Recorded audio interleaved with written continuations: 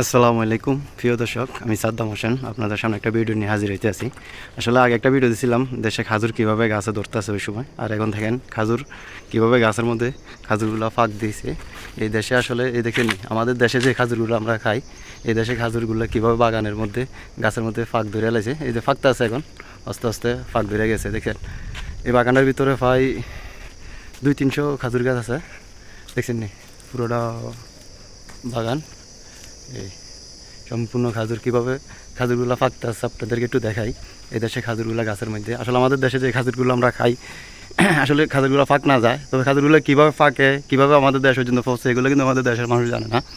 এই যে দেখছেন এই এক একটা খাজুর গাছে এই খাজুর মানে এক এক বিভিন্ন জাতের খাজুর আছে, একটা এক কালারের।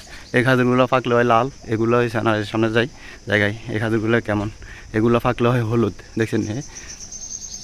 তো আসলে এই দেশে আমাদের প্রত্যেকটা আরবির বাড়িতে একটা না একটা খাজুর গাছ থাকবে। এই দেশে খাজুর গাছ ছাড়া মানুষের বিকল্প অন্য কোনো কিছু নেই। প্রত্যেকটা আরবির বাড়িতেই খাজুর গাছ আছে।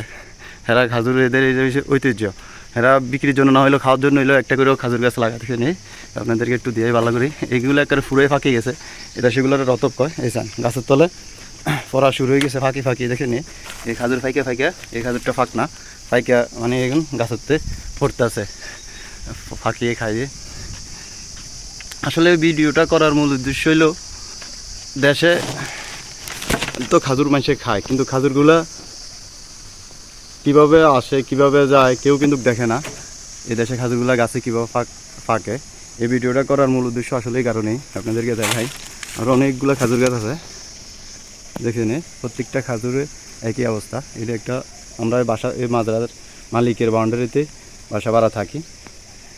এই হেরে মাজরাটা, এই মাজরার মধ্যে খাজুর গাছের মধ্যে কীভাবে খাজুরগুলো ফাঁকি রয়েছে আপনাদের সাথে একটু শেয়ার করলাম ভিডিওটা। আসলে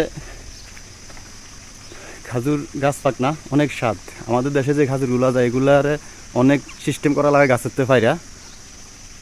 কেউ সিদ্ধ করে, কেউ এগুলার শুকায়, এর পরে প্যাকেটজাত করে, এর পরে যাই দেশে ফুস করে। কিন্তু ডাইরেক্টলি কেউ ফুস করে না এ দেশে খাজুর। এই যে ছোট্ট একটা গাছে দেখেন নি কীভাবে ধরে রয়েছে, মানে কী কমু অনেক। এই মাজরার পানি যায় দেখছেন নি, ইউবি এটা ইউবিআর থেকে যায় মাজরার পানিগুলা। এই মাজরার পাশেই এই খাজুর গাছগুলা কত সুন্দর করে ধরে রয়েছে। তো সবাই আসলে ভিডিওটা মূল করার উদ্দেশ্য হলো বিদেশে আসলে খাজুর গাছের বাগানগুলো কেমন আপনাদের সামনে একটু তুলে ধরলাম। সবাই ভিডিওটা ভালো লাগলে অবশ্যই ভিডিওটা শেয়ার করে দিবেন, অন্যকে শেয়ার সুযোগ করে দিবেন। সাদ্দাম হোসেন পেজটি অবশ্যই ফলো দিয়ে রাখবেন। ধন্যবাদ, সবাই ভালো থাকবেন।